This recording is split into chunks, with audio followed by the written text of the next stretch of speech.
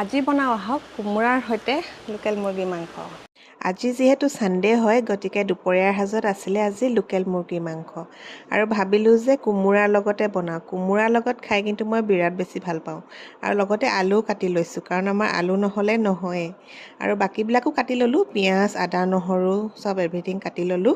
তাৰপাছত এতিয়া প্ৰথমতে তেলত পিঁয়াজ, দুখিলা তেজপাত, লং ইলাচি, দালচিনি, জলকীয়া আৰু আদা নহৰু পেষ্ট দি ভাজি ল'লোঁ। আৰু তাৰপাছত অকণমান ৰঙচুৱা হোৱাৰ পাছত মাংসখিনি দি দিলোঁ আৰু ওপৰতে এটা বিলাহীও দি দিলোঁ।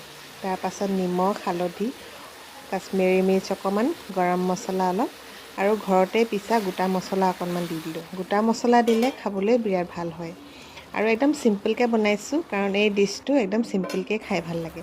অলপ সময় ভাজাৰ পাছত সেইখিনি কোমোৰাখিনি দি দিলোঁ আৰু তাৰপাছত পুনৰ অলপমান সময় আকৌ ভাজি তাতে পানী দি অলপমান সময় উতলাই এয়া আমাৰ লোকেল মুৰ্গী মাংস কোমোৰাৰ সৈতে ৰেডি হৈ গ'ল। আৰু ইয়াৰ লগতে চালাডো বনাইছিলোঁ, চানা, কেঁচা চানা, মগু, তিয়ঁহ তেনেকৈ মিক্স কৰি। আৰু এতিয়া দুপৰীয়া খানা ৰেডি হৈ গ'ল। বাই।